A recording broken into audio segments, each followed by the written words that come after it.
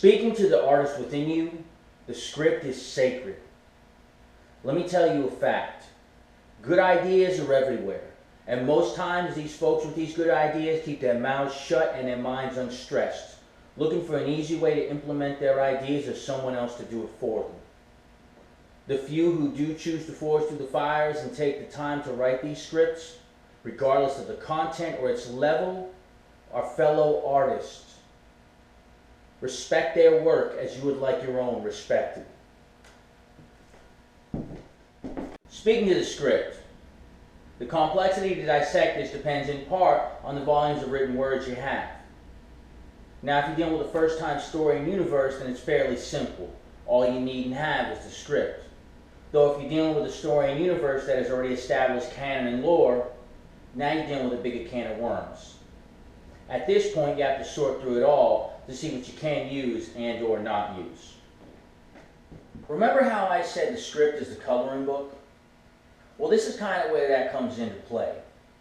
The written words are your guidelines, and you got to sort through them all, not just your own lines.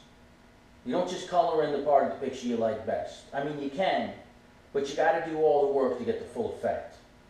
You see, another character may mention a key piece about your character in the scene you're not in. Also, knowing the other players may be a cornerstone in how you interact with or in absence of them in a scene. All of these things you find throughout the script are what is given to you.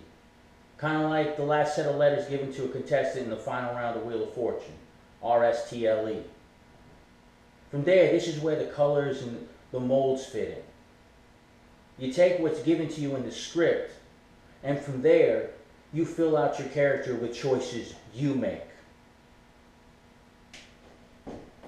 These are a variation of things from common characteristics and qualities of human beings to reactions to the environment and or atmosphere.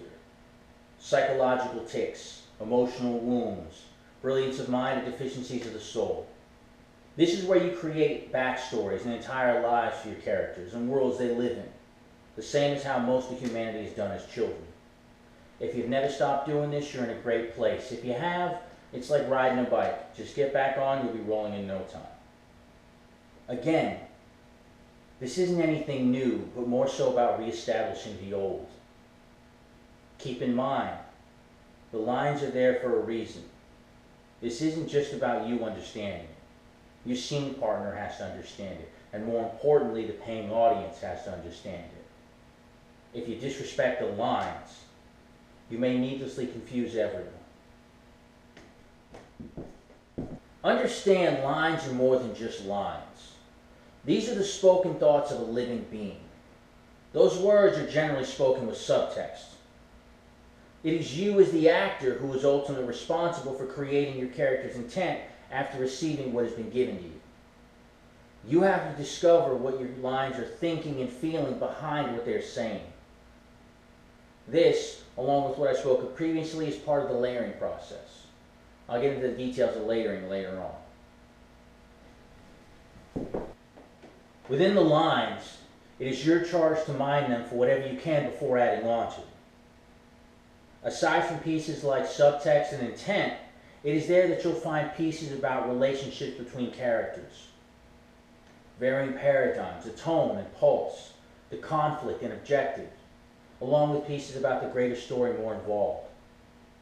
The process of which is commonly known as script analysis is one of the means by which you will learn how to hone your ability to create your characters and understand all the parts of the worlds you are playing a part in telling.